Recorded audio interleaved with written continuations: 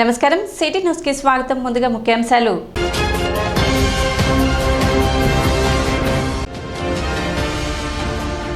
గుంటూరులో అట్టహాసంగా జరిగిన ఆలపాటి రాజేంద్ర ప్రసాద్ నామినేషన్ కార్యక్రమం.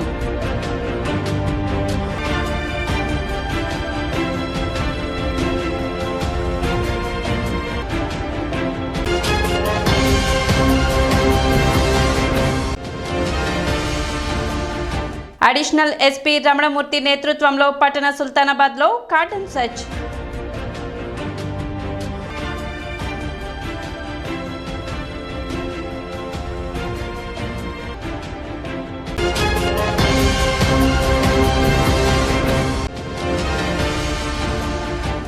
ఆలపాటి రాజేంద్ర ప్రసాద్ నామినేషన్ కార్యక్రమానికి తెనాలి నుండి భారీగా తరలి వెళ్లిన కూటమి శ్రేణులు.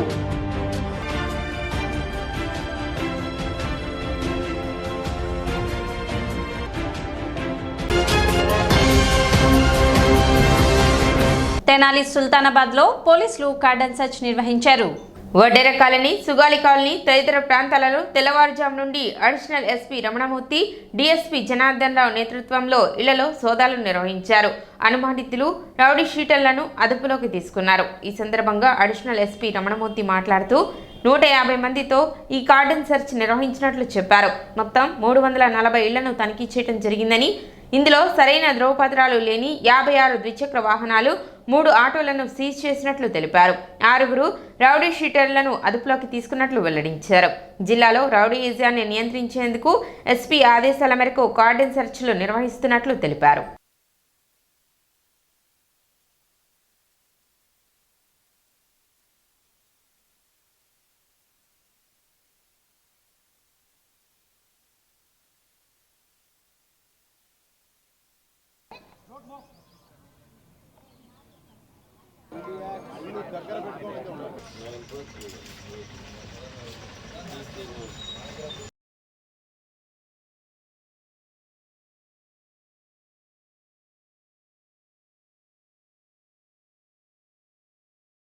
మొత్తం 150 మంది, అంటే మన స్పెషల్ టీం కూడా ఒక 10 మెంబర్స్ గుంటూరు నుంచి వచ్చారు. వీళ్ళందరితో కలిపి తెనాలి డిఎస్పీ గారు, తర్వాత మన Tenali 1 town, 2 town, 3 town CA గారు, పొన్నూరు రూరల్ సిఏ గారు మొత్తం అందరం కలిసి ఈ ఏరియాలో ఉండే 6 రౌడీ షీటర్లు, ఒక సస్పెక్ట్ షీటర్ని కూడా సెక్యూర్ చేసుకున్నాం. తర్వాత ఈ సెర్చ్లో భాగంగానే వెహికల్స్ అన్నీ రికార్డ్స్ ఉన్నాయా లేవని వెరిఫై చేసినప్పుడు మనకి 59 వెహికల్స్, అంటే దాంట్లో 3 ఆటోలు, 56 2 వీలర్స్, ఇవి రికార్డ్ లేని వెహికల్స్ అన్నీ కూడా దొరికినాయి. ఇవన్నీ కూడా మళ్ళీ మనము ఫర్దర్గా వెరిఫై చేస్తాం. లేని ఏమైనా దొంగతనం జరిగిన వెహికల్స్ ఏమైనా వీళ్ళు అనాథరైజర్గా యూజ్ చేస్తున్నారన్న దాన్ని బట్టి ఆ వెహికల్ అతని దగ్గర ఉందంటే ఎందుకు ఉంది, ఎవరి దగ్గర నుంచి వచ్చిందన్న దాని విషయాలన్నీ కూడా తెలుస్తాయి. ఇదే కాకుండా ఈ ఏరియాలో కొంతవరకు అసాంఘిక కార్యక్రమాలు జరుగుతున్నాయన్నదని కూడా కొంత ఇన్ఫర్మేషన్ ఉంది. దాని మీద కూడా సర్ప్రైజ్గా ఇంకొకసారి మళ్ళీ ఈ ఏరియాలో చెక్ చేస్తాము. తెనాలిలో ఇది 2వ క్యాష్ ఆపరేషన్. ఇది ఇంతకుముందు ఒకటి 1 మంత్ బ్యాక్ జరిగింది, ఇప్పుడు 2వ జరుగుతుంది. ఇదే విధంగా ఫ్రీక్వెంట్గా కూడా మేము చేస్తాము. ఏదైనా పబ్లిక్ ఏదైనా ఇన్ఫర్మేషన్ ఉన్నా కూడా మాకు చెప్పినట్లయితే దాని మీద ఖచ్చితంగా యాక్షన్ తీసుకుంటాం. తెనాలి సబ్ డివిజన్ పరిధిలో కృష్ణా, గుంటూరు జిల్లాల పట్టభద్రుల ఎమ్మెల్సీ ఎన్నిక సజావుగా జరిగేందుకు అన్ని చర్యలు తీసుకుంటున్నట్లు సబ్ కలెక్టర్ సంజన సింహ తెలిపారు. శుక్రవారం కార్యాలయంలో ఏర్పాటు చేసిన విలేకరుల సమావేశంలో ఆమె మాట్లాడారు. మార్చి 29 ఎమ్మెల్సీల పదవీకాలం ముగుస్తూ ఉండటంతో వాటికి సంబంధించి జరుగుతున్న ఎన్నికలకు ఈ నెల 3వ తేదీన ఎలక్షన్ కమిషన్ నోటిఫికేషన్ విడుదల చేయడం జరిగిందని, 10వ తేదీన నామినేషన్ల సేకరణకు చివరి తేదీగా పేర్కొన్నారు. 11వ తేదీ స్క్రూటినీ, 13వ తేదీ ఉపసంహరణ ఉంటుందని తెలిపారు. 27వ తేదీ ఉదయం 8 గంటల నుండి సాయంత్రం 4 గంటల వరకు ఎన్నికలు జరుగుతాయని వివరించారు. మార్చి 3వ తేదీ కౌంటింగ్ ప్రక్రియ ఉంటుందన్నారు. దీనికి సంబంధించి తెనాలి సబ్ డివిజన్ పరిధిలో అన్ని రాజకీయ పార్టీలతో సమావేశం నిర్వహించినట్లు ఆమె తెలిపారు. తెనాలి సబ్ డివిజన్ పరిధిలో మొత్తం 45,707, తెనాలి నియోజకవర్గంలో 23,273 ఓటర్లు ఉన్నారని, తెనాలి 27, తెనాలి సబ్ డివిజన్ పరిధిలో 24, వీటితో పాటు 1000 మంది కంటే ఎక్కువ ఓటర్లు ఉన్న చోట అదనంగా మరో 8 పోలింగ్ కేంద్రాలను ఏర్పాటు చేసేందుకు అనుమతులు కోరినట్లు చెప్పారు.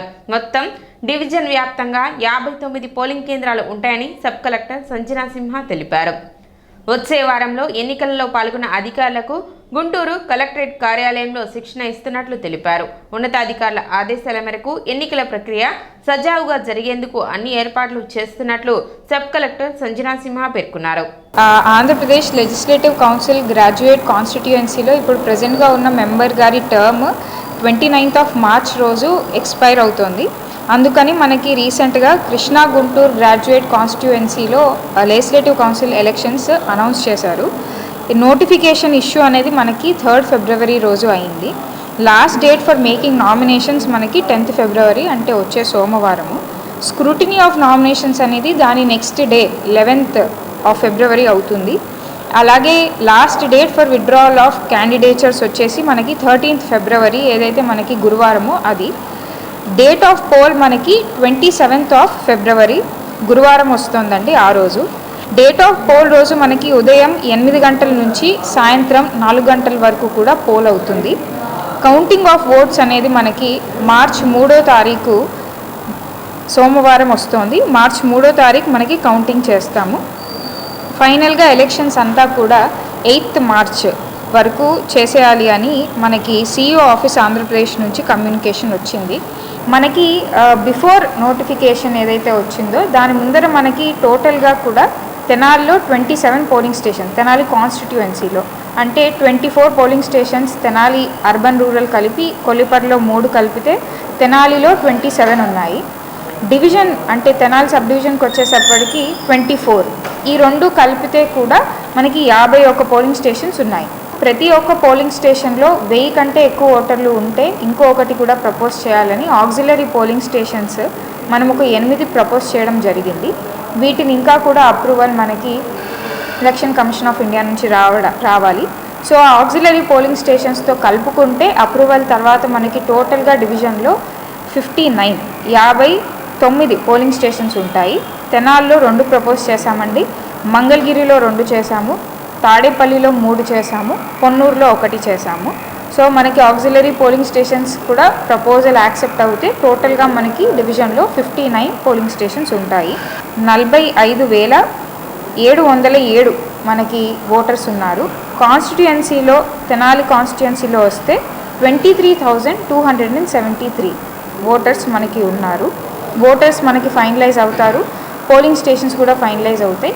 దాని తర్వాత మనకి నెక్స్ట్ వీక్ నుంచి కూడా ఎవరైతే polling officers, assistant polling officers ఎలక్షన్లో ఎవరైతే పార్టిసిపేట్ చేస్తున్నారో వాళ్ళందరికీ కూడా కలెక్టరేట్లో ట్రైనింగ్ సెషన్స్ పెట్టడం జరుగుతుంది.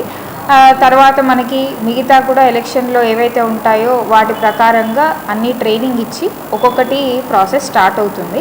ఎప్పుడైతే మనకి నోటిఫికేషన్ వచ్చిందో ఆ రోజు నుంచే కూడా మనము MCC వైలేషన్స్ అవ్వకుండా పోస్టర్స్ తీసేయడం కానీ, స్టాచ్యూస్ని కూడా మాస్ చేయడం కానీ అన్నీ కూడా చేశాము.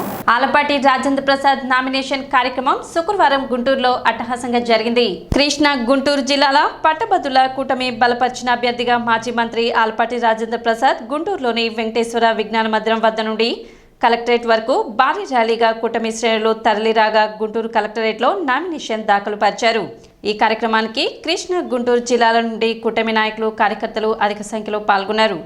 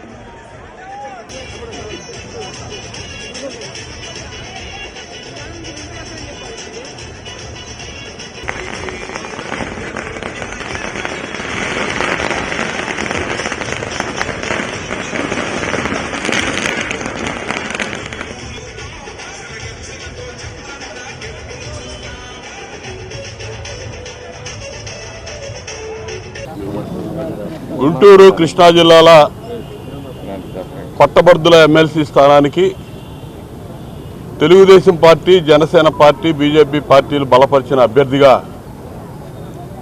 గౌరవనీయులు చంద్రబాబు నాయుడు గారు, నారా లోకేష్ గారుల ఆశీస్సులతో ఈరోజు ఆలపాటి రాజేంద్ర ప్రసాద్ గారు ఎమ్మెల్సీ అభ్యర్థిగా నామినేషన్ దాఖలు చేశారు. నామినేషన్ సందర్భంగానే 3 పార్టీల కార్యకర్తలు, నాయకుల కోలాహలం మధ్య ఈరోజు చేసినటువంటి నామినేషన్ వారి గెలుపు నల్లేరు మీద నడకని చెప్పి స్పష్టంగా అర్థమవుతా ఉంది. ఇక్కడ గెలుపు అనేది ముఖ్యం కాదు, 100కి 90% ఓట్లు ఆలపాటి రాజేంద్ర ప్రసాద్ గారి అభ్యర్థిత్వం వైపు మొగ్గు చూపుతా ఉన్నారు. వాటిని ఏ విధంగా పోలింగ్ స్టేషన్ వరకు తీసుకొచ్చి ఓటు చేయించుకోవాలనే దాని మీద కార్యకర్తలందరూ కూడా ప్రత్యేక దృష్టి పెట్టడానికి ఇవాళ సిద్ధం అవుతా ఉన్నారు. గతంలో సాధారణ ఎన్నికల ముందు జరిగినటువంటి ఎమ్మెల్సీ ఎన్నికలు ఈ రాష్ట్రంలో ఉన్నటువంటి దుర్మార్గమైనటువంటి పరిపాలన కింద వ్యతిరేకత చాప కింద నీరులా కనపడి ఎమ్మెల్సీ ఎన్నికల్లో 108 అసెంబ్లీ నియోజకవర్గాలకి ప్రాతినిధ్యం వహించేటటువంటి ఉత్తరాంధ్ర కానీ, దక్షిణ రాయలసీమ, ఉత్తర రాయలసీమ గ్రాడ్యుయేట్స్ ఎన్నికల్లో ఆ రోజున సత్తా చాటి సాధారణ ఎన్నికల్లో కూటమి ఘన విజయం సాధించబోతుందని ముందుగానే అర్థమైంది. ఈ 8 నెలల కాలం కూటమి ప్రభుత్వ పనితీరుకి ఈరోజు మొట్టమొదటిగా వచ్చినటువంటి ఎన్నికగా ఉన్నటువంటి ఈ పట్టభద్రుల నియోజకవర్గం ఎన్నిక, ఆలపాటి రాజేంద్ర ప్రసాద్ గారి గెలుపు ఈ ప్రభుత్వం యొక్క పనితీరుకి నిదర్శనంగా నిలబడబోతా ఉంది. ముఖ్యంగా పట్టభద్రులు, ఉద్యోగస్తులు కానీ, ఉపాధ్యాయులు కానీ, నిరుద్యోగ పట్టభద్రులు కానీ వారి యొక్క సమస్యల పట్ల పూర్తి అవగాహన ఉన్నటువంటి వ్యక్తి ఆలపాటి రాజేంద్ర ప్రసాద్ గారు. వారే కాదు, అన్ని వర్గాల సమస్యల పట్ల వారికి పూర్తి అవగాహన ఉంది. అదేవిధంగా పార్టీ కార్యకర్తల సంక్షేమం పట్ల, వాళ్ళ యొక్క మంచి చెడుల పట్ల పూర్తి అవగాహన ఉంది. ఖచ్చితంగా పార్టీకి, అదేవిధంగా పట్టభద్రులకి, ఉద్యోగస్తులకి, ఉపాధ్యాయులందరూ కూడా న్యాయం చేసే అభ్యర్థిగా ఆలపాటి రాజేంద్ర ప్రసాద్ గారిని ఎప్పుడూ లేని విధంగా భారీ మెజార్టీతో గెలిపించి శ్రేణులందరూ కూడా సంబరాలు త్వరలోనే చేసుకోబోతా ఉన్నాం అనేది ఈ నామినేషన్ సందర్భంగా రుజువైందని చెప్పి తెలియజేస్తూ నామినేషన్కు ఇచ్చేసిన ప్రతి కార్యకర్తకి, 3 పార్టీల కార్యకర్తల నాయకులకి హృదయపూర్వక ధన్యవాదాలు తెలియజేస్తా ఉన్నా.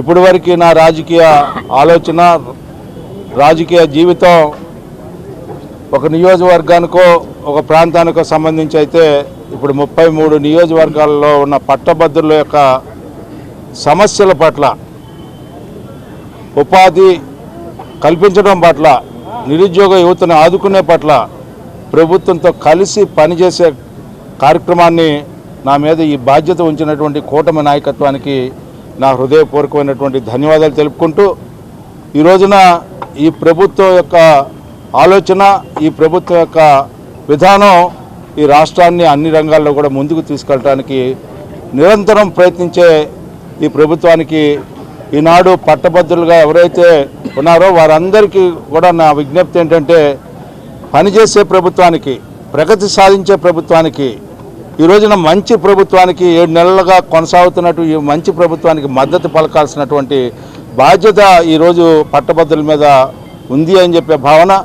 ఆ నేపథ్యంలో ఒక వ్యక్తిగా, ఒక ఎమ్మెల్సీ అభ్యర్థిగా మీ అందరి యొక్క సహకారం, ఆశీస్సులు, సహాయాన్ని కోరటం అనేది నా బాధ్యత అయినా కూడా ఈ రోజున ఈ ప్రభుత్వానికి మద్దతు పలకాల్సినటువంటి బాధ్యత మీపై ఉంది.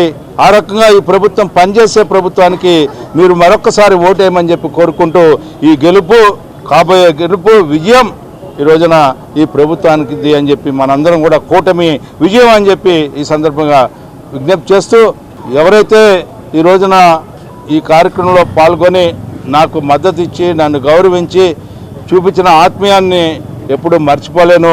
మరి ముఖ్యంగా ఉద్యోగ సంఘాలకి, నిరుద్యోగ యువతకి, ఈ రోజున ఎవరైతే ప్రైవేటు యాజమాన్యం వీళ్ళందరూ ఉన్నారు కదా, అందరి సమస్యలు విద్యా విధానం పట్ల కానీ, లేకపోతే ప్రభుత్వ సంఘాల సమస్యల పట్ల కానీ, అంతేకాకుండా నిరుద్యోగ యువతకి ఉద్యోగ సంకల్పాన్ని చేసేదానికి కానీ నేను ఎప్పుడు కూడా మీతో కలిసి పనిచేస్తానని చెప్పి, ఈ రోజున అరిసేవారు పనిచేస్తారో చేయలేరు చెప్పలేరు, కానీ ప్రభుత్వ ప్రతినిధిగా ప్రభుత్వం యొక్క గెలుపు ద్వారా ఈనాడు నేను శాసనమండలి సభ్యుడినైతే ఈ రోజున ప్రజల తరఫున ప్రభుత్వానికి సారథిగా ఉంటానని చెప్పి, అది 100కి 100 రూపాయలు వాస్తవం అని చెప్పి మీకు విజ్ఞప్తి చేస్తూ సెలవు తీసుకుంటా ఉన్నాను. ఇప్పుడు ఒక చిన్న విరామం.